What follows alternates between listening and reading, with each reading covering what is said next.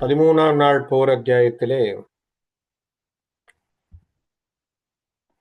துரோண பருவத்திலே நம்ம 13ஆம் நாள் போரை பார்த்து கொண்டிருக்கிறோம். உச்சகட்டமான ஒரு போர். அதிலே அபிமன்யு இப்பொழுது சக்கர வியூகத்துக்குள்ளே வந்து கொண்டிருக்கக்கூடிய காட்சியில நம்ம பார்த்துட்டு இருந்தோம். அந்த காட்சியிலே முதலாக துரியோதனன் எல்லோரையும் போய் சண்டை போடுன்னு சொல்லும் பொழுது கர்ணன் வந்து சண்டை போட வருகிறான். கர்ணன் ஒரு முறை இல்லை, இருமுறை இல்லை, வந்து வந்து வந்து வந்து போகிறான். அவனுடைய தேரை கூட கர்ணனுடைய தேரையும் வில்லையும் கொடியையும் அழித்து மீண்டும் மீண்டும் அவனை தரையிலே இறக்கிவிட்டு அவனை கர்ணனை ஓடச் செய்கிறான். அப்போ மீண்டும் மூன்றாவதாக துச்சாதனனுடைய பொன் தேரிலே ஏறி கர்ணன் வந்து அவனுடைய வில்லினாலே அபிமன்யுவனுடைய வில், அபிமன்யுவனுடைய தேர், அபிமன்யுவனுடைய குதிரை, அபிமன்யுவனுடைய பாகனை ஓட்டி அவன் தரையிலே விழுவதற்கு வழியை செய்து விட்டான். அப்போ கர்ணன் அவனுடைய தேர அவனுடைய வில்லை உடைத்து அவனை கீழே விழச் செய்தான். இப்போ அபிமன்யு தரையிலே கீழே இருக்கிறான். தரையில கீழே விழுந்த உடனே சும்மா இல்லை, கையிலே அந்த வாளை எடுத்து கொண்டு வாளை கொண்டு சண்டை போடுகிறான். பளபளக்கின்ற வாள். இந்த வாளை வச்சுக்கிட்டு எல்லாரையும் அவன் வந்து ஒரு பாய்ச்சல் பாத்துறதுன்னு பார்த்துட்டு இருக்கான். அப்போ அங்கே இருக்கக்கூடியவனோடு இப்போ சமாளிக்கணும் அப்படிங்கிறதுக்காக துரோணர் உள்ளே நுழைகிறார். துரோணரோடு இவர்கள் சண்டை போடுவது அப்படின்னு தீர்மானத்தோடு சண்டை போட ஆரம்பிக்கிறார்கள். இதற்கு நடுவுல என்ன ஆகுது அப்படின்னு சொன்னா, இவன் தரையிலே கீழே விழுந்து கையிலே வாளோடு நிற்கின்ற பொழுது துச்சாதனனுடைய மகன் துச்சினி என்று வில்லிபுத்தூரார் சொல்றார். துச்சனி என்று சொல்லக்கூடிய மகன் அவன் என்ன பண்றான், கையில வாளை எடுத்துக்கிட்டு நான் அவனை கொன்னுடுவேன், இனி நானே பழி கொள்வேன். யாரை? இந்த அபிமன்யுவை கொன்று நானே பழியை கொள்வேன். இச்சாயகம் ஒன்றால் என எய்தான். இந்த ஜகத்திலே நான் அபிமன்யுவை கொன்ற பழியை நான் ஏற்றுக்கொள்கிறேன். பார், என்னுடைய வில்லினாலே, என்னுடைய கையினுடைய அசைவினாலே இவனுடைய தலை துண்டாகப் போகிறது என்று சொல்லி அபிமன்யுவுக்கு நேராக இவன் வந்து சண்டை போட வருகின்ற பொழுது அபிமன்யு தன்னுடைய வாளினாலே ஒரே வெட்டின உடனே துச்சனி துண்டாக போய்விடுகிறான். அப்போ துச்சாதனனுடைய மகன் இறக்கப்படுகிறான். நல்லா ஞாபகம் வச்சுக்கோங்க, ஏற்கனவே துரியோதனனுடைய பிள்ளை செத்து போயிட்டான் இல்லையா? சக்ககுமாரன் ஏற்கனவே தாக்கப்பட்டு அபிமன்யுவால் இறந்தான். பல பல மாவீரர்கள் அத்தனை பேரும் இவனால் காயப்பட்டு புறமுதுகு காட்டி ஓடினார்கள். துரோணரும் ஓடி போனார், கர்ணனும் ஓடி போனார், ஜெயத்ரதன் ஓடி போனான். அத்தனை பெரிய பெரிய வீரர்கள் அத்தனை பேரும் ஓடி போனார்கள். இப்ப எதிர்த்து வரக்கூடிய சின்ன சின்ன பசங்களா இருக்கக்கூடிய லக்ககுமாரன் போயிட்டான். இப்ப அடுத்தது துச்சனி வந்தான். வந்த உடனேயே வீரவசனம் பேசி முடிக்கிறதுக்கு முன்னாடி தலை தனியா முண்டம் தனியா போச்சு. அவனும் போயாச்சு. அப்போ இத பார்த்த உடனே துரியோதனனுக்கு தாங்க முடியவில்லை. அவன் புலம்ப ஆரம்பிச்சிட்டான். ஏன்னா அவனுக்கு என்னன்னா, தம்புள்ள போனது ஒண்ணு, அதுக்கப்புறம் துச்சாதனன் தம்பி புள்ளத்தானே, அவன் போனது ஒண்ணு. இதெல்லாம் அவனுக்கு மனசுல இப்போ ஒரு புலம்பலை கொடுக்க ஆரம்பித்து விட்டு, அதனால அவன் என்ன பண்றான், புலம்ப ஆரம்பிக்கிறான். என்ன புலம்புறான்? துரியோதனன் மகனும் பெரு துச்சாதனன் மகனும் புரியோதன முனை வென்றமை புரிவில் முனி கருதா அறிவோம் எனும் மறையால் அடல் அம்பு 1000 எய்தான் வரி ஓலிடு கழலால் அவைவாள் கொண்டு துணிந்தான். இப்படி துரியோதனன் ஒரு மூலையிலே புலம்பிக் கொண்டிருப்பதை பார்த்த உடனே துரோணர் இப்போ களத்துல இறங்குறார். ஏன்னா இப்ப துரோணர் தான் அடுத்ததாக அந்த படைத்தலைவராக இருப்பதினாலே துரோணரிடத்திலே முறையிடாமல் அவன் புலம்புவதை கேட்ட உடனேயே துரோணர் அந்த களத்திலே இறங்கி அந்த துரியோதனுக்கு ஓரளவுக்கு சமாதானம் செய்யணும் இல்லையா? படைத்தலைவரா இருக்காரு, வேற ஏதாவது வேலை செய்யணுமே அவரும். அதனால அவரும் வில்லை எடுத்து அங்கே நின்று கொண்டிருக்கக்கூடிய அபிமன்யுவின் மீது வில் மழைகள், அதாவது அம்பு மழைகளை பொழிகின்றார். பொழிகின்ற பொழுது சொரியும் கனை மழை ஏவு துரோணாரியரின் வில்லும் பரியும் கடவு ரதத்தோடு பாகும் பல பலவாய் முறியும்படி வடிவாள் கொண்டு மேதா அமர் காதா விரியும் சுடர் என நின்றனன் விசயன் திருமகனே.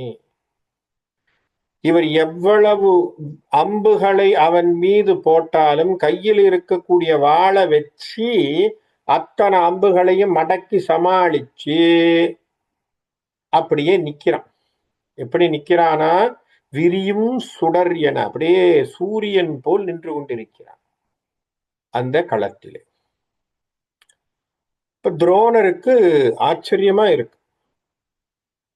அவனை எப்படி தாக்கினாலும் அவனுடைய வீரம் கொஞ்சம் கூட குறையல. அவனுக்கு இது விழுந்துட்டுதுன்னா இது விழுந்துருவான்னு நம்மளால சொல்லவே முடியல. வில்லு போனாலும் வாழை வச்சுக்கிட்டு சண்டை போடுறான், வாழ் போனாலும் வேற ஏதாவது வச்சுக்கிட்டும் சண்டை போடுவான். அவனுக்கு என்ன சொல்றது, நம்ம ஒரு பழமொழி ஒண்ணு சொல்லுவோம், வல்லவனுக்கு புல்லும் ஆயுதம்.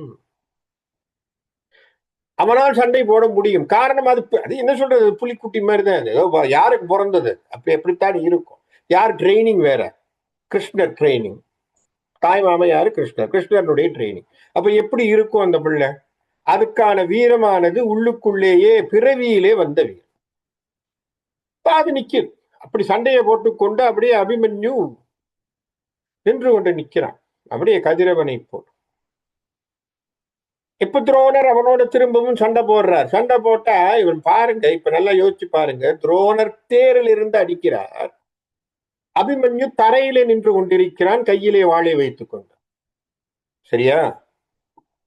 இங்கே வில்லி பதிவு செய்கிறார், ஒரு கால் ஆழித்தேர் அன்றியும் உருள் ஆழி கொள் தேர் மேல் இரு கால் வர முக்கால் வர எக்காலும் அழித்தே. ஒரு தடவை இல்லையா, ரெண்டு தடவை இல்லையா, 3 தடவை துரோணர்னுடைய தேரை உடைத்தான். அப்ப கையில நின்னுகிட்டு தரையில நிக்கக்கூடிய அபிமன்யுவினுடைய வீரம் இப்படின்னா யோசிச்சு பார்க்கணும். அவன் தேர் மேல நின்னு வில்ல வச்சு அடிக்கிறான்னா எப்ப எவ்வளவு வீரம் இருக்கும். இப்ப யோசிச்சு பாருங்க, நான் சொல்றது உங்களுக்கு கம்பேரிசன் என்னன்னா, நல்லா யோசிச்சு பாருங்க. தேர்ல இருக்கிறவனுக்கு அட்வான்டேஜ் ஜாஸ்தி இல்லையா? மேல இருந்து அடிக்கிறது ஈஸி, கீழே இருந்தா டார்கெட். உங்களுக்கு மேல இருந்து ஒரு அம்பை பார்த்து எய்வதோ மற்றும் செய்வதோ உங்களுக்கு ஈஸி. கீழே இருந்து அடிக்கிறவனுக்கு தான் கஷ்டம், ஏன்னா உங்களுடைய உயரத்துக்கு அவன் மேட்ச் பண்ணணும். ஆனா கீழே இருந்து கொண்டே துரோணர்னுடைய தேரை 3 முறை அழிக்கிறான். ஒரு தடவை அடிச்சான், அவர் போய் வேற ஒரு தேர்ல வர்றார், திருப்பி அடிக்கிறான், இன்னொரு தேர்ல வர்றார், 3 தடவை அடிச்சிருக்கான், 3 முறை. அப்போ என்ன சொல்றார், ஒரு கால் வர முக்கால் வர எக்காலும் அழித்தே. எத்தனை வந்தாலும் அழிக்கிறான் தரையில நின்று. அப்போ அந்த அளவுக்கு வீரம் அவனுடைய வீரம். பெருக்கும் 6 அணை செய்தொத்து அவிர் பிள்ளை பிறை அணையான் செருக்கால் நகை செய்தான் வரிசிலை ஆசிரியனை. அடிச்சு உடைச்ச பிறகு எப்படி நிக்கிறானா, கையில இந்த வாழை வச்சுக்கிட்டு நின்று ஒரு சிரிப்பு சிரிச்சுக்கிட்டு நின்றுட்டு இருந்தானா. யாரை பார்த்து? துரோணரை பார்த்து அப்படின்னு ஒரு சிரிப்பு, புன்முறுவல் செய்யறான் இல்லையா? அப்படின்னா என்ன அர்த்தம், நீ சொல்லி கொடுத்த வித்தையை உனக்கே காட்டுறேன்னு அர்த்தம், வேற ஒண்ணும் இல்லை. ஏன்னா அவங்க அப்பா வழியா அவனுக்கு இந்த வித்தை வச்சு வந்திருக்கும் இல்லையா, அவங்க அப்பா அவருக்கு ஆசிரியர் வருதானே, அதனால உன் வித்தையை உங்ககிட்டே காட்டுறேன் அப்படிங்கிற மாதிரி ஒரு சிரிப்பு சிரிக்கிறான். அவனுடைய மனசுல ஒரு சிரிப்பு, அப்படி சிரித்து கொண்டு நின்று கொண்டிருக்கிறான். இப்போ துரோணருக்கு இப்போ கௌரவம். ஒரு தடவை இல்லை, 2 தடவை இல்லை, 3 தடவை அடிக்கிறான்னா தேர் உடஞ்சு போகுதுன்னா இப்ப துரோணருக்கு ஏதாவது செய்யணும் இல்லையா? படைத்தலைவரா நிக்கிறார், சேனாதிபதி, கௌரவ சேனையில. அப்ப அவருக்கு ஏதாவது ஒரு பெருமை வேணும் இல்லையா? அவர் என்ன செய்யறார்? முன்னும் சுருதியினால் உயர் முனி வீரனை முனியா பின்னும் பனிவரை போல் ஒரு பெருந்தேர்மிசை கொள்ளார். இப்ப என்ன பண்றார்? 3 முறையை உடைச்ச உடனே அடுத்தது ஒரு பெரிய தேர் ஒண்ணு எடுத்துக்கிறார். மன்னும் சிலை குனியா முனி வடி வாளோடு கையும் மின்னும் பிறைமுக வாளினும் வீழும்படி விட்டான். இப்பதான் துரோணருக்கு கோபம் வந்து ஒரு அஸ்திரத்தை விட்டு, எப்படியான அஸ்திரமா? ஒரு அர்த்த சந்திர பிறையை கொண்ட சந்திரபானத்தை கொண்ட அஸ்திரம். இந்த அஸ்திரத்தை விட்டு அவன் கையை முதல் முறையாக கையை துண்டிக்கிறான், அபிமன்யுனுடைய கரத்தை. யாரு? துரோணர். நான் சொன்ன மாதிரி நல்லா ஞாபகம் வச்சுங்க, தேர் மேல இருந்து அடிக்கிறது ஈஸி. அப்ப தேர் மேல இருந்து அஸ்திர பிரயோகம் செய்து அவனுடைய கரத்தை துண்டிக்கிறார். பேனார் உயிர் பருகும் பசிவெட்ப பகுவாய் வெங்கோள் நாகம் உலா வந்து எதிர்கொடு நா எறிவது போல் பூன் ஆர் கடக கையோடு புகர்வாளமும் மண்மேல் நீள்நாகர் வியக்கும்படி வீழ மீளியும் நின்றான். இந்த கை ஆனது எப்படின்னா, இந்த பாம்புக்கு எப்படி நாக்கு இருக்குமோ அது போல அவன் கை எப்பவுமே முன்னாடி வந்துதான். இப்போ நம்ம பழமொழியில ஒரு பழமொழி உண்ணும் நம்ம பேசுவோம், ஆனா அந்த பழமொழியை நம்ம புரிஞ்சுக்கிட்டது வேற வகைன்னு வச்சுக்கோங்க. என்ன சொல்லுவோம் அப்படின்னா, பந்திக்கு முந்து படைக்கு பிந்துன்னு பேர் இந்த பழமொழி இல்லையா? பந்திக்கு முந்து படைக்கு பிந்துன்னு சொல்லுவான். நம்மால என்ன நினைச்சிட்டான்? பந்திக்கு முந்துனா குடுகுடுன்னு ஓடி போய் முதல் ஆளா உட்காந்து பந்தியில சாப்பிட்டு வந்துடும் அப்படின்னு பேர் வச்சுட்டு இருக்கான். படைக்கு பிந்து அப்படின்னு சொன்னோடனே அடுத்த வார்த்தை என்ன சொன்னா? எல்லாரும் போன பிறகு கடைசியில நீ போய் சண்டை போடு, அப்ப சரியா போகும். அது அர்த்தம் இல்ல. பந்திக்கு முந்து படைக்கு பிந்து என்று சொன்னால் கையினுடைய அசைவை சொல்லுவது. புரியுதுங்களா? கையினுடைய அசைவு. கையினுடைய அசைவு என்ன? பந்திக்கு முந்த வேண்டும், கை முன்னாடி வந்துதான் சாப்பிடணும். அதனால பந்திக்கு நம்முடைய கரமானது முன்னே வர வேண்டும். ஆகவே பந்திக்கு முந்துதல் என்பது கரத்தினுடைய சிறப்பு. படைக்கு பிந்துதல், பிந்துதல்னா பின்னாடி இழுக்கணும். பவர் அப்படித்தானே. இப்ப வாளோ வேளோ நீங்க அடிக்கணும்னாலும் இவ்வளவு தூரம் வரணும், பின்னாடி கை வரணும். அதே போல வில்லு இழுக்கணும்னா, அந்த அம்பை இழுக்கணும்னா அந்த அளவுக்கு இழுக்கணும். அப்படி இழுத்தாத்தான் அந்த வலிமையானது சேரும். அதனாலதான் படைக்கு பிந்துனா பின்னாடி ஓடி போயிட்டுன்னு அர்த்தம் இல்லை. அப்படி கையானது பின்னே போனால் வலிமை, பந்திக்கு கையானது முன்னே வந்தால் சரி.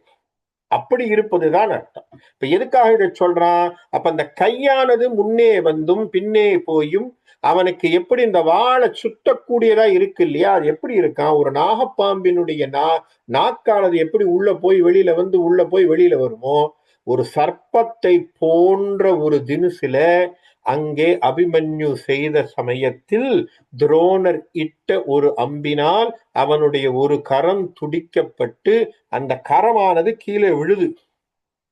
இப்ப மத்தவனா இருந்தா என்ன பண்ணிருப்பான்? ஐயோ கை போச்சுன்னு ஓடி போயிருப்பான். ஆனா பிள்ளை விழல, எழுந்து நின்னா இன்னொரு கையில சமாளிச்சுக்கிட்டு நின்னு வாங்க சண்டைக்குங்க, பார்த்துருவோம், இனி சண்டைய பார்த்துருவோங்க. அப்போ அந்த அளவுக்கு மீளியும் நின்றான், நிக்கிறான், எழுந்து நின்றான். இரு தோள்களின் ஒரு தோள் முடி இகழ் வாளியில் வீழவும். 2 தோல்ல ஒரு தோல் அது மட்டும் கீழே விழுந்துருச்சு. ஒரு தோள் கொடு போற நிற்பது ஒரு மத வாரணம் ஒத்தான். அப்படியே ஒரு கை வச்சுண்டு ஒரு தோளினால் நிற்கக்கூடியவனாக நிற்பது எப்படி இருக்கான்? ஒரு மதம் பிடிச்ச யானை எப்படி நிக்குமோ அப்படி நிக்கிறான். கருது ஓகை ஓடு அலகாபதியினோர் கதிபெற முன் மருது ஓர் அடி இணை சாடிய மாயன் திருமருகன். அப்படியே நிற்கக்கூடிய அவனுடைய ஒரு வீரமானது பார்ப்பதற்கே அப்படியே ஒரு என்ன சொல்றது, வீரம் பொருந்தியவனாக அந்த களத்திலே ஒரு யானையை போன்ற ஒரு காட்சியோடு நிற்கிறான். அப்போ கை விட்டு போச்சுங்கிற பயம் கூட இல்லை அவனுக்கு, கொஞ்சம் கூட கலங்கவில்லை.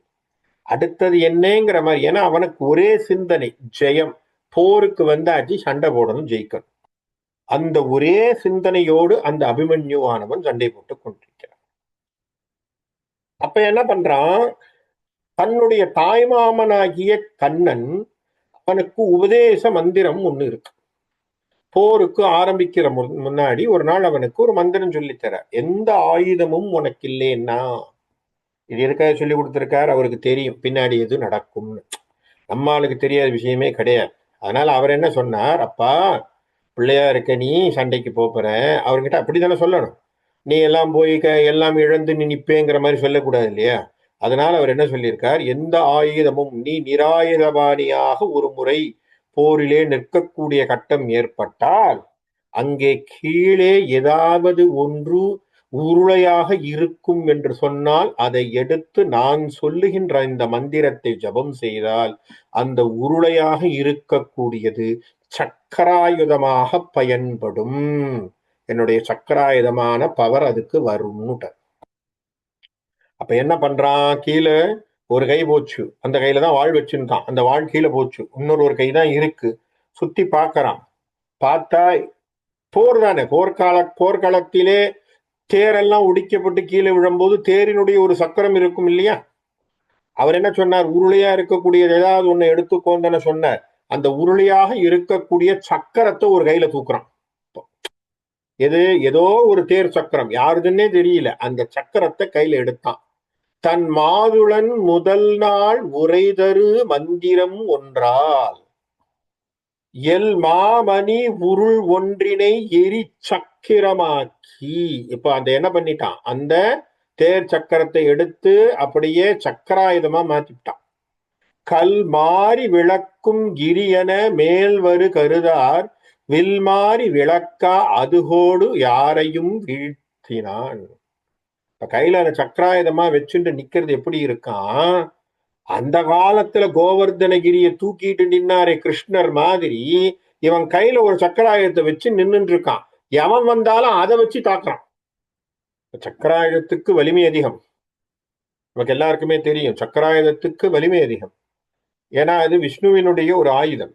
அப்ப அந்த மாதிரி செயல்படக்கூடிய ஒரு உருளையாக இருக்கக்கூடிய அந்த சக்கரம், அந்த தேர் சக்கரத்தை கையில வச்சுட்டு சண்டை போடுறான். இப்போ யார் வந்தாலும் அதை வைத்துக் கொண்டு அடிக்கிறான். அப்போ ஒரு கை இல்ல, ஒரு கையிலே அந்த தேரினுடைய சக்கரத்தை கையிலே வைத்துக் கொண்டு சண்டை போட ஆரம்பிக்கிறான். இப்போ இதெல்லாம் பார்த்து இன்னும் நம்ம பையனுக்கு தாங்கல, யாரு, துரியோதனனுக்கு. அட என்னடா இவன் கதை முடிய மாட்டேங்குது, அவனுக்கு ஒரே கோபம். அவன் என்ன சொல்றான், ஒரு கையினால் உருள் நேமிகுடு ஒடி திசை தோறும் வரு கை அற எரிவான் உயர் வனமாலியை ஒத்தான். என்ன செய்யறான், ஒரு கையில சக்கராயுதத்தை கொண்டு எல்லா திசையிலும் இருக்கக்கூடியவர்களை சண்டை போட்டு கொண்டு அவன் நடுவுல நின்று எல்லாரோடும் சண்டை போடுறான். அப்படிங்கறது பார்க்கும் பொழுது எப்படி இருக்கான், அந்த வனமாலியை ஒத்தான். அந்த திருமால் என்கின்றவனுக்கு அவன் கழுத்திலே போட்டிருக்கக்கூடிய வனமாலி என்று சொல்லக்கூடிய ஒரு மாலை. அதனாலதான் பாட்டு கூட நம்ம பஜனையில பாடும்போது வனமாலி ராதாரமணான்னு ஒரு பாட்டு வரும். வனமாலி ராதாரமணா கிரிதாரி கோவிந்தா அப்படின்னு பேசுறோம். வனமாலி அவர் கழுத்துல வைஜெயந்தின்னு மாலையை போட்டு, எப்பவுமே ஜெயத்தை தரக்கூடிய மாலை. அந்த திருமால் மாதிரி நிக்கிறான். இரு கை ஒருவரை மண்ணில் இறஞ்சா முடி இறைவன் பெருகை அற அபிமன்யு போர் பொறு போர் கண்டு புழுங்கா. ரெண்டு கை உள்ள அத்தனை பேரும் பயந்து போகிறார்கள் இந்த ஒரு கையோடு இருக்கக்கூடிய அபிமன்யுவோடு. அப்பப்பா இவனை நான் ஒன்னும் செய்ய முடியலேன்னு மனதிலே புழுங்க ஆரம்பித்தான் துரியோதனன். அதனால என்ன பண்றான், தன் படையிலே இருக்கக்கூடியவர்கள் முக்கியமானவர்களை கூப்பிட்டு சொல்றான், ஒருவன் நம் படைத்தலைவர் எவரையும் ஒரு கை கொண்டு அடல் திகிரியின் விழ. என்னப்பா இது, ஒத்த கைய வச்சுக்கிட்டு நம்ம படையில வரக்கூடிய அத்தனை தலைவர்களையும் ஒரு பதம் பார்த்துட்டு இருக்கானே ஒரு பையன், எதிர் பொறுவது என் கொல், அவனுக்கு எதிர்த்து போய் சண்டை போடுறதுக்கு யாரும் இல்லையே. இச்சிறுவனோடு ஒருபடி பொழுது சென்றது, இன்னைக்கு முழுசும் இவனோட சண்டை போடுறதே சரியா போயிடும் போல் இருக்க. ஒரு நாள் போர் முழுக்க இந்த அபிமன்யுவோடு சண்டை போடுவதே சரியாகி விட்டது. எப்பொழுது அமர் முடிவது? எப்படா இந்த போர் முடிகிறது? இன்னைக்கு என்னன்னா இவனால நமக்கு பல டேமேஜ், அது ஒண்ணு இருக்கு இல்லையா? வெறுவரும் திரள் தரணிபர்கள் இவன் வழிய வென்றிட தகுமவர் இலர். இவனை எதிர்த்து போர் செய்யறதுக்கு எந்த ராஜாவாலையும் முடியலையே. எவனும் போனாலும் ஒரு கையை வச்சுக்கிட்டே சமாளிச்சு அத்தனையோடும் சண்டை போட்டு இருக்கானே. இனி அருளுடன் ஜெயத்ரதன் அழை என அவனுக்கு வந்து புக்கான் ஒரு நொடியில். உடனே பக்கத்துல இருந்தவனை கூப்பிட்டான், ஜெயத்ரதனை கூப்பிடு, வரச்சொல். அவன் சொன்ன மாத்திரத்துல ஜெயத்ரதன் அங்க வந்துட்டான். ஏன்னா மாமாம் இவன மச்சான் இல்லையா? ஏன்னா நமக்கு ஏற்கனவே தெரியும் துத்சலாவினுடைய கணவன் ஜெயத்ரதன். அதனால அவன் ஓடி வந்துட்டான். ஓடி வந்த உடனே துரியோதனன் அவன் கிட்ட சொல்றான். அப்ப என்ன புலம்பலவனுக்கு? ஒத்த கையோடைய அத்தனை பேரையும் சமாளிக்கிறான். இவன் ஒருத்தனோடைய இன்னைக்கு ஒரு நாள் பொழுதும் போயிடும் போல் இருக்கு, போரே முடியாது போல் இருக்கு இல்லையா? இவன் ஒருத்தனை சமாளிக்கிறதுக்கு 13 நாள் போரே போச்சு. இவன் காலையில இருந்து இவனோடய சண்டை போட்டு இருக்கும். ஏதோ லஞ்ச் டைம்ல முடிஞ்சிடும் பார்த்தா லஞ்ச் டைம் முடிஞ்சு சாயந்தரம் ஆயிடும் போல் இருக்கு. இவன் ஒன்றும் முடிகிற மாதிரி கதையை காணோம். இவனால போர் போட்டுட்டு இருந்தா போயிட்டே இருக்கு. ஆகவே ஏதாவது ஒண்ணு செய்யணும், ஜெயத்ரதனை கூப்பிடுன்ட்டான். ஜெயத்ரதன் வரார். அருகு நின்ற கொற்றவர்களும் அவரவர் அரியத்தின் திரள் குமரரும் அமரில் உன் மருகனும் படப்பொருத்தனன் மகபதி மகன் மகந்தனை பசுபதி அப்படிங்க. அதாவது என்ன, உன் பக்கத்துல இருந்தவங்களும், உன்னோடு சண்டைக்கு வரும்பொழுது உன் பக்கத்துல சுத்தி இருந்தவங்களும், அவன் மட்டும் இல்லாமல் நல்ல பெரிய பெரிய ராஜாக்கள், படைத்திறம் வீரர்கள் அத்தனை பேரும், உன்னுடைய மருமகன் அப்படின்னா யாரு? துரியோதனன் தன் பிள்ளைய சொல்றான். சரியா? துரியோதனன் தன் பிள்ளைய சொல்றான். அவனும் இறந்ததுக்கு காரணம் யாரு? இந்த அபிமன்யு. அதனால நீ என்ன பண்ற? பசுபதி அருளிய உரு கொழும் கதை படை கொடு கவருதி உயிரை என்றான். இப்பதான் விஷயத்த சொல்றான். என்ன சொல்றான்? உனக்கு சிவன் கொடுத்த ஒரு கதாயுதம் இருக்கு இல்லையா? அதாவது யாராவது மறந்து போனா கூட நம்மால் ஞாபகப்படுத்தும். அதுதான் துரியோதனுடைய வேலை.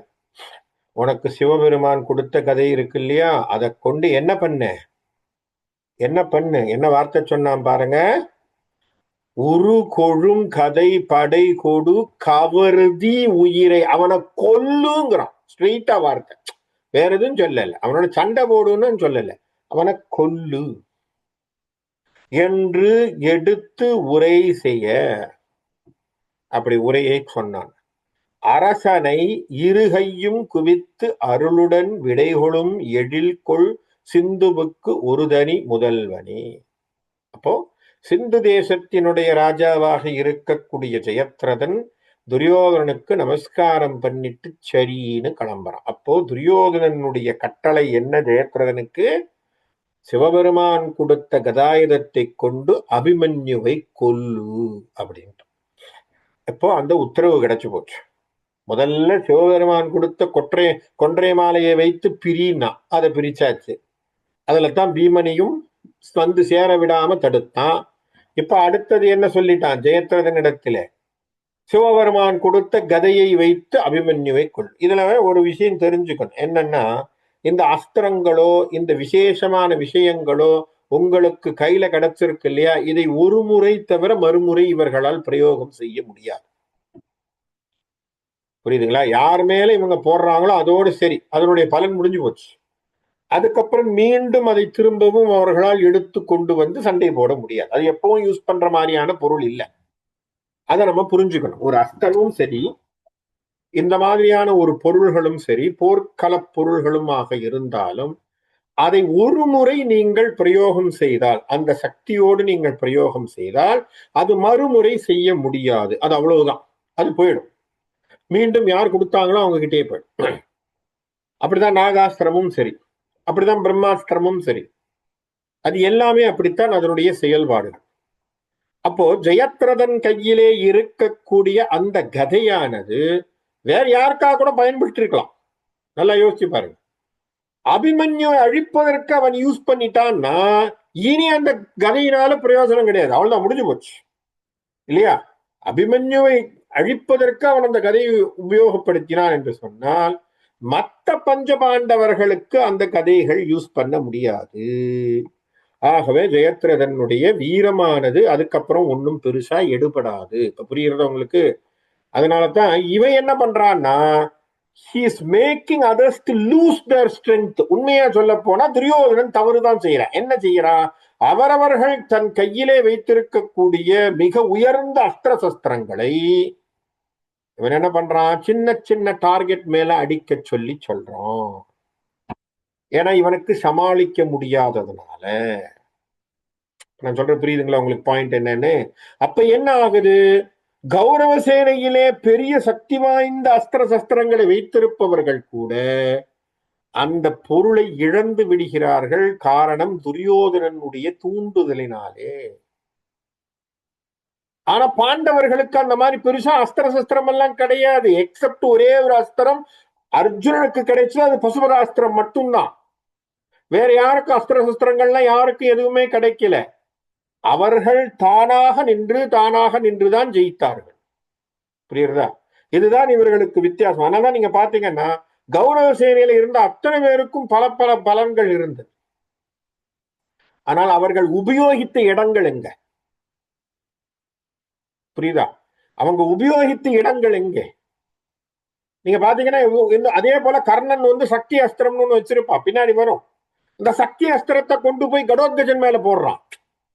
அந்த சக்தி அஸ்திரம் யாரோட சண்டை போட்டு இருக்கலாம்? அர்ஜுனனுக்கு சண்டை போட வச்சிருந்து இருக்கலாம். உங்களுக்கு புரியுதுங்களா உங்களுக்கு? அப்ப பாண்டவன் மோதும் பொழுது அர்ஜுனனுக்கும் கர்ணனுக்கும் சக்தி அஸ்திரத்தோட சண்டை போடுறான்னா இன்னும் பலமாக இருந்திருக்கும். ஆனா இல்ல. அப்ப துரியோதனனுக்காக அதை அவன் உபயோகிக்க வேண்டிய ஒரு சூழ்நிலை. இப்படித்தான் அவரவர்களுடைய பலம் வீணாய் போகக்கூடியதாக இருந்தது. அவனை பொறுத்த வரைக்கும் துரியோதனுக்கு என்னன்னா, சமாளிக்க முடியலையா, நீ யூஸ் பண்ணிடு. அப்ப அப்படித்தான் இப்ப என்ன சொல்லிட்டான்? இந்த கொன்றை மாலையை யூஸ் பண்ணியாச்சு, அடுத்ததாக கதையை யூஸ் பண்ணும் ஜெயத்ரதன். அப்ப ஜெயத்ரதன் அதை கையில எடுத்துக்கிறான். சரியா? அதை எடுத்துக்கிட்டு இப்ப வர்றான். அதை கொண்டு அவன் என்ன பண்ண போறான்? இப்ப நேராக அபிமன்யோடு சண்டை போட வரப்போகிறான்.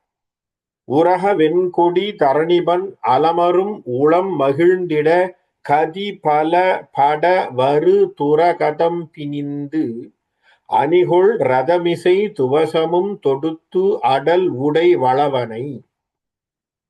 அந்த உரக கொடியோன் என்று சொல்லக்கூடிய துரியோதனன் உடைய ஒரு ஆலோசனையை கேட்ட பின்பு அப்படியே சரி என்று சொல்லி மனசிலே ஒரு சந்தோஷத்தோடு உளம் மகிழ்ந்திட கதி பல படு வரு துரகம் பிணிந்து, பல கதிகளை செய்யக்கூடிய துரகம் என்று சொன்னால் குதிரைகள், அந்த குதிரைகளை எடுத்துக்கொண்டு, பல வகையாக நடக்கக்கூடிய குதிரைகளை எடுத்துக்கொண்டு அவன் என்ன பண்றான்? ஓட்டிட்டு ஓடி வரான். அவனை அபிமன்யுவை தாக்குவதற்காக. அந்த தாக்கக்கூடிய அந்த குதிரையினுடைய நடைகளை பற்றி ஒரு விஷயம் இருக்கு, அதை நான் சொல்றேன். சரியா? அப்படி வருகின்ற பொழுது என்ன நடக்குது? அணிகொள் ரதமிசை துவசம் தொடுத்து, அங்கே ஒரு கொடியை வச்சு அடல் உடை வளவனையும் விரைவுடன் செலுத்துக என்று அவனுடைய சாரதியை கூப்பிட்டு சொன்னான் ஜெயத்ரதன். போப்பா, ஃபாஸ்டா போ. உரை செய்து விழி சிவந்து, அப்படியே கண்ணெல்லாம் சிவந்து, சிற்றிளம் மதி புனை தரு கரக வன் புனல் சடை முடிவன் அடிக்கருதி நின்று எடுத்தனன் ஒரு கதையுமே. போற போக்குல என்ன பண்ணான? நமஸ்காரம் பண்ணி சிவனை மனதிலே தியானித்து அவருடைய கதையை கையிலே எடுக்கின்றான். இப்ப இதை எடுத்துக்கொண்டு அந்த துரகத்தோடு அந்த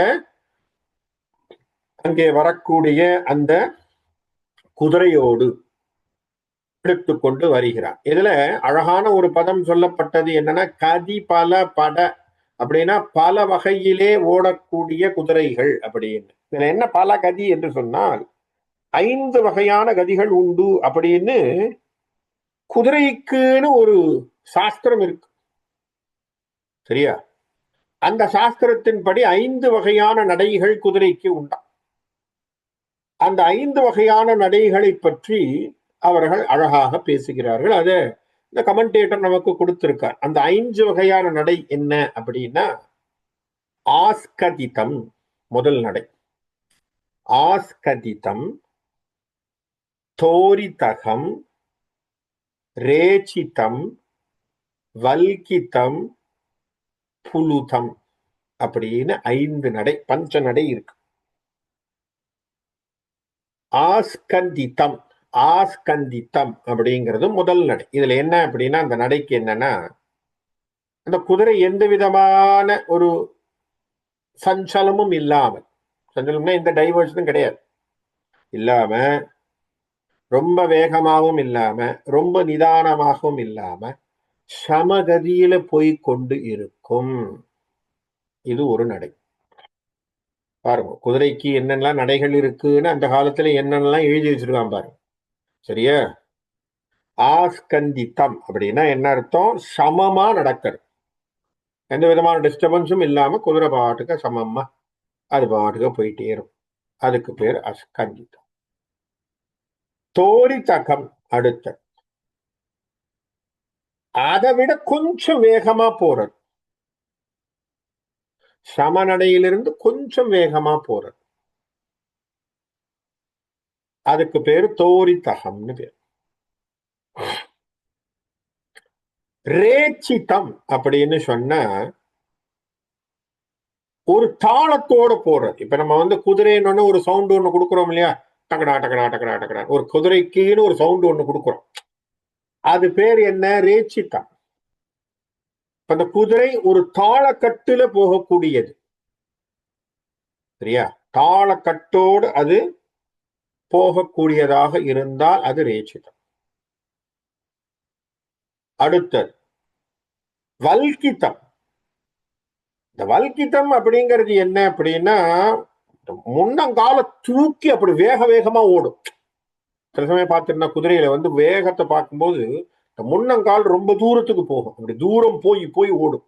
அப்படி போனா அதுக்கு பேரு வல்கிதம், அப்படி வேகமா போறது. சரியா? அதுக்கப்புறம் கடைசியில சரியான வேகம், ஆனா அது ஒரு, அதாவது என்ன சொல்றது, அப்படி ஒரு ஸ்பீட்ல போறதுக்கு பேரு புலுதம். இப்படி பஞ்ச நடைகள் குதிரைக்கே இருக்கு. எப்படி பாருங்க, அப்ப குதிரை சாஸ்திரத்திலே இவ்வளவு விஷயங்கள் இருக்கு. அப்ப இந்த குதிரைங்கிறது இவ்வளவு லட்சணத்தோடு இருக்கணும். அது இந்த மாதிரியான குதிரையா இருக்கணும். அப்படி இருக்கக்கூடிய குதிரையை தான் ட்ரெயின் பண்ணுவாங்க, போருக்கு கொண்டு வருவாங்க. அப்படி நடை செய்யக்கூடிய குதிரைகளை தன்னுடைய தேரிலே புட்டி கொண்டு ஜெயத்ரதன் வந்தான். அதைத்தான் இங்க சொல்றார் வில்லிபுத்தூரார். என்ன சொல்றார்? பல கதியோடு இருக்கக்கூடிய அந்த குதிரைகளை தன்னுடைய தேரிலே பூட்டி கொண்டு அந்த ஜெயத்ரதன் ஓடி வரான். யாரை தாக்கிறதுக்கு? அபிமன்யுவை. அப்ப வருகின்ற பொழுதே அந்த கதையை அவன் தன்னுடைய மனசிலே தியானம் செய்து கதையை கொண்டு வருகிறான்.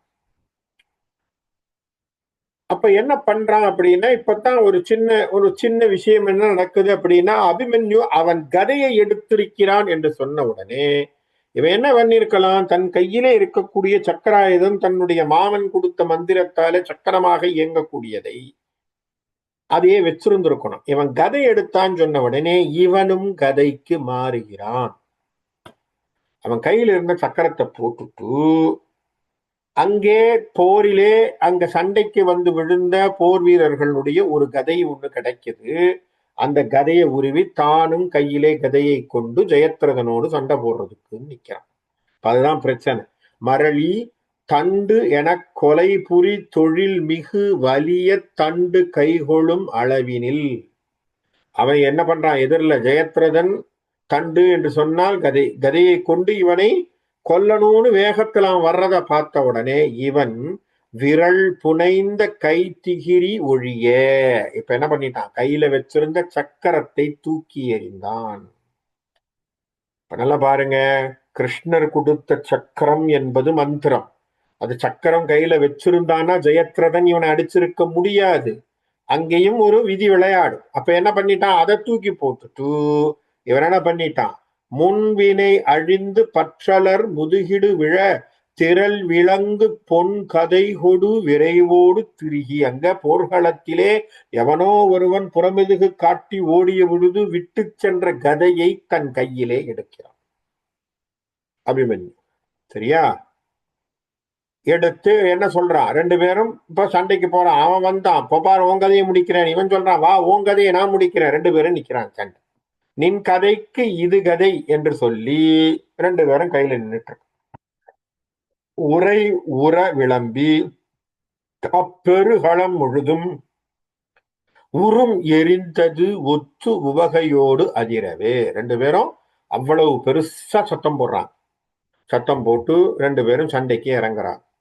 சினமும் சிங்கமுத்து, அப்படியே ரெண்டு சிங்கமும் கர்ஜிச்சா என்ன மாதிரி சத்தம் போடுமா அப்படி சத்தம் போட்டு இருவரும் முறை முறை திருகி ரெண்டு பேரும் கதையா இடிச்சு வெண் செரு புரிதலில் எழும் ஒளி. அங்க கதை சண்டை போடும் பொழுது கதாயுதங்கள் மோதிக்கொள்ளுகின்ற பொழுது ஏற்படுகின்ற சத்தம் கனல் வளைந்து சுட்டு அனிலமும் எரிதரு கடல் அதிர்ந்தன. அப்படியே எப்படி இருந்ததா, பிரளய காலத்திலே கடலானது கொந்தளித்து வருகின்றது போலே ஒரு பெரிய சத்தம். அதிர்வன என மினல் பறந்து ஏழு திசை முடிவு உற. அப்படியே ஏதோ உலகமே பிரளயம் ஏற்படுற மாதிரியான ஒரு சத்தம் ஏற்பட்டு ஏழு திசையிலும் பெரிய அதிர்வுகள் ஏற்பட அண்ட பித்தியும் உடைதரு எழ, அதாவது அப்படியே அண்டங்களெல்லாம் உடஞ்சு போற மாதிரி சத்தம் போட மனம் அழன்று போர்க்கிரி நிகர் தம புய வலிமை கொண்டு உடற்றினார் வயம் அலியவே. ரெண்டு பேரும் தங்களுடைய புயத்தினுடைய வலிமையை காட்டுவதற்கு இருவரும் சண்டை போடுகிறார்கள். உரிய சிந்துவுக்கு அரசனது இருபுயம் ஒடிய.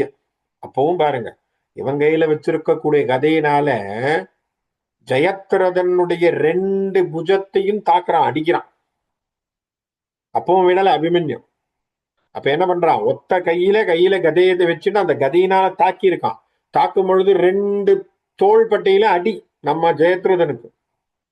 என்பு நெருக்கு உடல் முறிதரு, அப்படியே சில இடங்கள்லாம் எலும்பே முறிகிற மாதிரி அடிச்சிருக்கான். உரம் நெறிய வெண் குடர் கொடி நெடு வளையமும் நிமிர, வயிற்றிலே ஒரு இடி. இவன் கையில வச்சிருக்கக்கூடிய கதையினால அபிமன்யு ஒரு இடி இடிக்கிறான். ஜெயத்ரதன் வயிறெல்லாம் குடல் வரைக்கும் வலிக்கிற மாதிரி ஒரு அடி அடிக்கிறான். வன் தொடை புடை மிடை நடை உற, தொடையில அடி. அரிய கண் கனல் பொறி எழ, அப்படியே ரெண்டு பேரும் கண்ணெல்லாம் சிவக்க மணி முடி அழகு அழிந்து ஜெயத்ரதன் தலையிலே போட்டிருந்த கிரீடமெல்லாம் பறக்குது. பொற் பிதிர் பட உதிர் பட எரி எழும் சினத்தோடு தனது ஒரு கையின் இலக்கு தண்டம் இட்டு இகழுடன் எரியவே. அப்படியே ஒரு கையிலே வைத்திருக்கக்கூடிய கதையினாலேயே இத்தனை விஷயங்களை செய்து கொண்டிருக்கிறான். அப்படி தாக்குறான். அப்போ அவனுடைய வீரம் அந்த ஒரு கையிலே கதையை வைத்துக் கொண்டாலும் ஒரு கையிலே வாளோடு நின்றாலும் அவனுடைய வீரம் குன்றவே இல்லை. அந்த வீரத்தோடவே அவன் சண்டை போடுறான். காரணம், நம்ம எல்லாம் என்ன நினைச்சிட்டு இருக்கோம்னா வீரம் என்பது உடல் வலிமை சம்பந்தப்பட்டதுன்னு நினைக்கிறோம். இங்கே இந்த போரை பார்க்கின்ற பொழுதுதான் தெரிகிறது, அபிமன்யு போரிலே அது மன வலிமை சம்பந்தப்பட்டதுதான் வீரம், இல்லையா?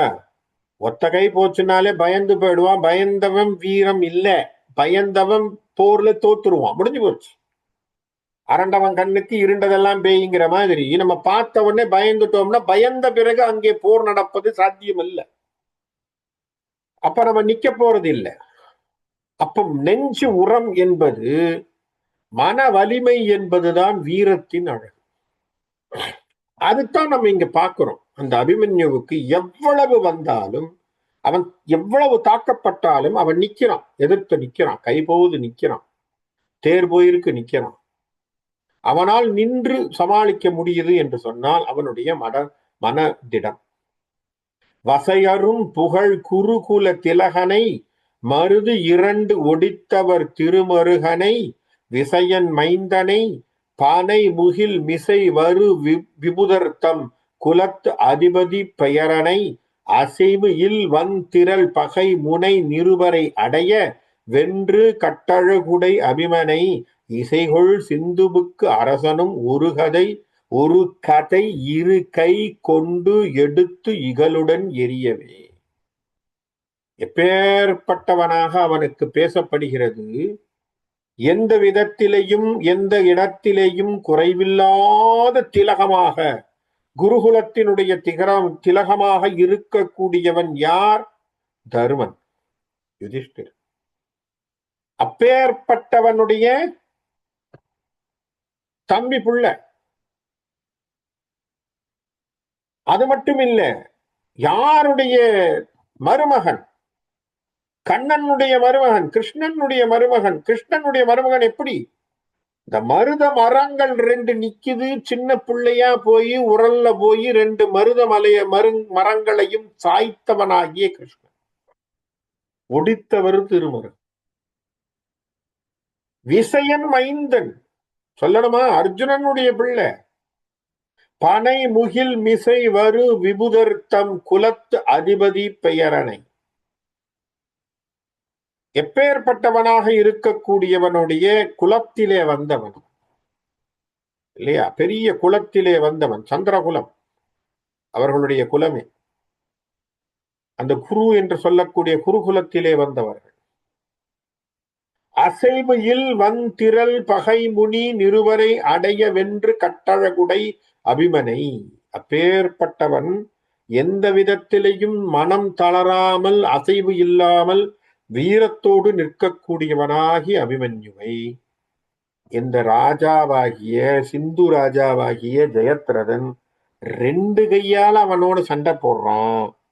ஆனால் அபிமன்யு ஒரு கரம் கொண்டு அவனை ஒடுக்குகிறான். இப்போ ரெண்டு கையில சண்டை போடுறவன ஒத்த கையில சமாளிக்க கூடியவனாக அபிமன்யு நிற்கிறான். அவனுடைய வீரத்தை இவர்களால் ஒன்றும் செய்ய முடியல. அது மட்டுமல்லாமல் என்ன செய்யறான்? கரம் இழந்து மற்ற ஒரு கரமிசை ஒரு கதைக்குள் வெஞ்சின களிறு அணையவன். ஒரு கை போச்சு, இன்னொரு கையில வச்சு சண்டை போடும் போது மதம் கொண்ட யானை போல் நிற்கிறான். இவன் ரதமும் தகர்த்து ஒரு கதியுடன் வரும் இவுளியும் துணிந்து அடலுடை வளவனை முரணுடன் புடைத்து அணி துபசம் விழ முதுகு கண்டபின் சரபம் அது எனவும் வகை அரண் வழங்கு பொன் கதையுடன் அவனியில் அவனும் முன் குதித்து அடலுடன் முனையவே. இப்ப ஜெயத்ரதன் தேர் மேல நின்று சண்டை போட்டு இருக்கான். அங்கேருந்து தாக்கி தாக்கி அடிச்சுட்டு இருக்கான். இப்ப ஜெயத்ரதன் இவனை கீழே வந்து தாக்கணும்னா என்ன பண்ணணும்? அபிமன்யு என்ன பண்ணா, இத்தனைக்கும் அவன் தேர்ல இருக்கும் போது இங்கேருந்து அவனுடைய ரெண்டு கையும் அடிச்சிருக்கான், அவனுடைய தொடையில அடிச்சிருக்கான், எல்லாம் பண்ணவன். அப்பேற்பட்டவனாக இருப்பதனாலே இப்ப கடைசியில என்ன பண்ணான் அபிமன்யு? அவன் நின்றிருந்த தேரை உடைத்தான். யாரு? ஜெயத்ரதனும் இப்ப மண்ணுல தான் கீழே விழணும். அவனுடைய தேரை உடைத்து விடுகிறான். ரதம் தகர்த்து அவனுடைய ரதத்தை உடைத்தான். ஒரு கதியுடன் வரும் இவுளியும் துணிந்து அவனுடைய குதிரைகளை ஓட்டி அவனுடைய சக்கரங்களை உடைத்து அடலுடைய வளவனை முரணுடன் புடைத்து அவனை ஓங்கி ஒரு அடி அடிச்சு தரையில தள்ளி அணி துவசம் விழ அவனுடைய தேர்னுடைய கொடிகள் விழ முதுகு கண்டபின் அவன் கீழே விழுந்து அப்படியே தடுமாறி நிற்கிறான். சரபம் அது எனும் வகை அரண் வழங்கு பொன் கதையோடு அவனியில் அவனும் முன் குதித்து அடலுடன் முனையவே. இப்ப முன்னாடி வந்து நின்னுட்டான். ரெண்டு பேரும் இப்போ தரையிலே நின்று சண்டை போடுவதற்காக இறங்கி விட்டார்கள். இப்போ ஜெயத்ரதனும் தேர் மேல இல்ல, தேரையே உடைச்சுட்டான். அபிமன்யு ஜெயத்ரதனுடைய தேரை உடைத்தான். சரி, அப்ப கீழே இறங்கி ரெண்டு பேரும் சண்டை. பதயுகங்கள் ஒத்திய வலி பல கன பன புயங்கர் பற்பல முடி சிதறின. ரெண்டு பேரும் சண்டை போட போட அங்கங்க அடி, பயங்கரமா அடி வாங்குது. எதிர்கொள் தண்டம் மோதிய ஒலி, ரெண்டுவனுடைய கதைகள் மோதிய ஒலி. திசைகளில் ஈபம் அடங்க மெய் பிடியோடு சிதறின. அங்கங்க நின்னுட்டு இருங்க யானை கூட்டங்கள்லாம் பயந்து ஓடுதான். போர்ல நின்றுட்டு இருந்த யானை கூட்டங்கள்லாம் பயந்து பயந்து ஓடுது. ஏன்னா இந்த சத்தத்துல அதுங்க தாங்க முடியல, ஓடிப்போ. கதியில் வந்த சித்திரம் என முறை முறை கதுவி மண்டிலித்து ஒரு பகல் முழுதும் அதிசயம் பட பொறுத்தனர் எதிரெதிர் அபிமன்னும் ஜெயத்ரதனும் அமரிலே. ரெண்டு பேரும் நின்னு சண்டை போடுறாங்க. என்னவா? ஒரு பகல் முழுவதும். அப்பனா கிட்டத்தட்ட 4 மணி நேரம் சண்டை போட்டிருக்காங்க. ஒரு பகல்னு வச்சுக்கிட்டீங்கன்னா உங்களுக்கு டே டைம் அப்படின்னு வச்சோம்னா 9ல இருந்து 12ல இருந்து 1 மணி வரைக்கும் சொல்றோமா, லஞ்ச் டைம் வரைக்கும். அந்த டைம் வரைக்கும் கிட்டத்தட்ட 3-4 மணி நேரம் சண்டை. இந்த 3-4 மணி நேரம் இவன் என்ன, இவன் 2 கை வச்சு சண்டை, இவன் ஒத்த கையில சமாளிக்கிறான் நம்ம புள்ள. இவனால எதுவும் செய்ய முடியல ஜெயத்ரதனால். அப்படியே அரண்டு போய் எல்லாரும் நிற்கிறாங்க. அபிமன்யுனுடைய போர்த்திறனை கண்டு யாரும் வியக்கிறார்கள். உளவுயில் தண்டினில் பரிசனன் மதலை உவமை இன்று என பகழியின் மழைபொழி சிலையின் வன் தொழில் திரளுடை மகபதி சிறுவனும் தனக்கு எதிரிலான் இனி என. இவனுக்கு எதிரில் எவனும் நிக்க முடியாது போல் இருக்க, இந்த அளவுக்கு வீரத்தோடு இவன் செயல்படுகிறானே என்று எல்லோரும் மனதால் பாராட்டுகின்றனர் கௌரவப்படையிலேயே. ஏன்னா என்னப்பா இவன் இந்த சின்ன வயசுல இவ்வளவு வீரம். மலையும் வெண்சமத்து ஒரு தனி முது புய வலிமை கண்டு பொற்புற கழல் அபிமனை அலை நெடுங்கடல் தரணிவர் அனைவரும் அமரரும் துதித்தனர். அடி வாங்கினவன் எல்லாரும் சொல்றான். யாரு? இவர்கிட்ட அடி வாங்கி புறமுதுகு காட்டி ஓடினவன் அத்தனை பேரும், பப்பா என்னப்பா இந்த பையனுடைய வீரத்தை நம்மளால கணக்கிட முடியாதுப்பா, இவன் வீரமே வீரம் என்று சொல்லி அனைவரும் பாராட்டுகிற. இது சும்மா இருக்க முடியுமா? இப்ப கௌரவ சேனையிலேயே துரியோதன் எதிரில அபிமன்யு ஃபர்ஸ்ட் கிளாஸா போர் பண்றான்னு சொன்னா அவன் சும்மா இருப்பானோ? நம்ம புள்ள அவனு ஏற்கனவே வைத்திருக்கல் தம்புள்ள போயிட்டான்ட்டு, இவன் இவ்வளவு சண்டை போட்டு இருக்கான்ட்டு. இதை தவிர துச்சாதனனுடைய புள்ளியை வேற கொண்டு விட்டான் துச்சனியே. இது சும்மா இருக்குமா? இவன் துரியோதனுக்கு சும்மாவே இருக்காது, பொறுக்காது. என்ன இவனும் போய் என்னடான்னா ஜெயத்ரதனும் சண்டை போடுறான்னு அங்க போய் அடி வாங்கிட்டு இருக்கான். கர்ணனை போ சொன்னான், கர்ணன் அடி வாங்கினான். துரோணரை போ சொல்றான், துரோணர் அடி வாங்குறான். சல்லியன் போ சொன்னான், சல்லியன் புள்ள போயிட்டான், சல்லியன் அடி வாங்கினான். சகுனி வந்தான், சகுனி புள்ள போனான், சகுனி அடி வாங்கினான். யார் வந்தாலும் அடி வாங்கிட்டு ஓடுறாங்களே தவிர யாரும் அவனோடு நின்று சண்டை போட்டு அவனை தோற்கடிப்பதற்கு பொழுதாக இல்லை. அதுதான் இவருக்கு கஷ்டமா போச்சு இல்லையா? அப்ப இவனை என்ன பண்ணி சமாளிக்கலாம், இவனை எந்த வகையிலே இவனை நாம் வீழ்த்த முடியும் என்கின்ற யோசனை எல்லாம் துரியோதனுக்கு இருக்கு. அதனால்தான் இவனை கொண்டு போய் நீ ஏதாவது செய்யி என்று சொல்லித்தான் நம்மளுடைய ஜெயத்ரதனை உள்ள தள்ளி விடுறான். ஆனா ஜெயத்ரதனும் என்ன பண்றான்? ஒரு பகல் பொழுது 2 பேரும் சண்டை, கிட்டத்தட்ட 4 மணி நேரம் சண்டை போடுறாங்க, எதிர்த்து எதிர்த்து தாக்கிட்டு இருக்காங்க. அப்ப இவங்களாலையும் ஒன்னும் செய்ய முடியல. அப்ப என்ன செய்யலாம் 2 பேரும் அப்படின்னு யோசிச்சுட்டு உட்கார்ந்து இருக்காங்க. அவனுடைய புய வலிமை எல்லாத்தையும் பார்த்து அத்தனை பேரும் அப்படி ஒரு பிழைத்து போய் இருக்கிறான்.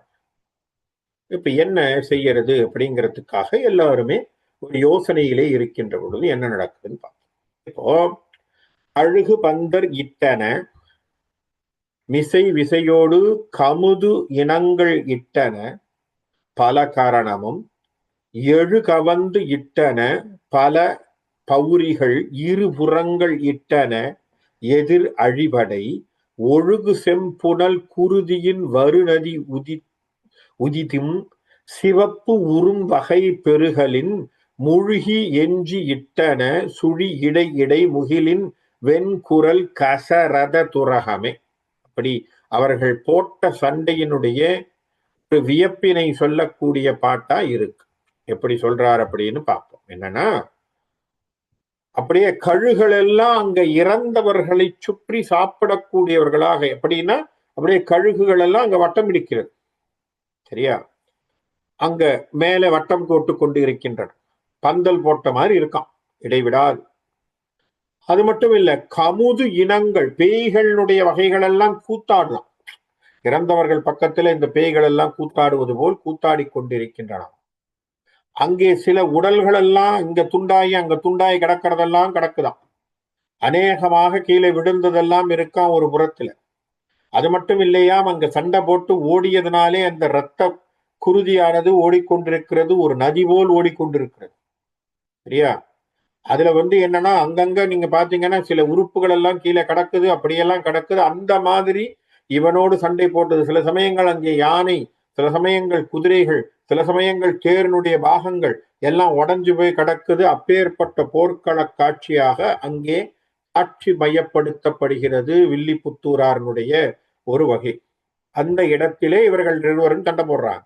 முறைமையின்றி அத்தரணிவர்களும் எதிர்முடுக்க வந்து முன் தெருதலின் அவரவர் பொறை அழிந்து கெட்டு அனைவரும் வெறுவோடு புறமிடும் படிக்கு ஒரு தனி பொருத்த பின் நிறை வலம்பிறை தொடை கமழ் புயகிரி நிருபத்துங்கன் மைத்துணன் உளம் வெறுவர அரை பெருங்கதை படைகொடு வழிவுற அமர் புரிந்து இழைத்தனன் அடல் அபிமன்யுவே. என்ன ஆயிப்போச்சு? சாதாரணமாக அபிமன்யுவோடு சண்டை போட்டு கொண்டிருந்தான் ஜெயத்ரதன். இப்போ ஓடினாங்க பாருங்க புறமுதுகு காட்டு சிலவர்கள் எல்லாம். இவங்கள் எல்லாம் இப்போ ஜெயத்ரதனோடு சேர்ந்து அபிமன்யுவை தாக்குவதாக சேர்கிறார்கள்.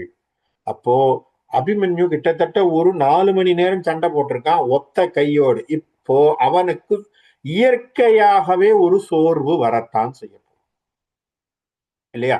இயற்கையாகவே. ஏன்னா எவ்வளவு மணி நேரம் சண்டை போட்டிருக்கான்.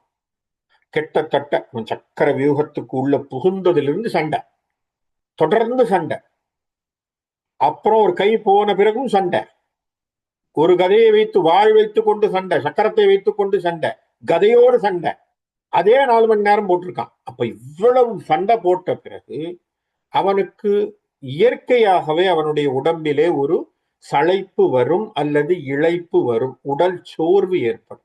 மனம் தெளிவா இருக்கலாம், ஆனா உடல் சோர்வு ஏற்பட உடம்பு ஒத்துழைக்க.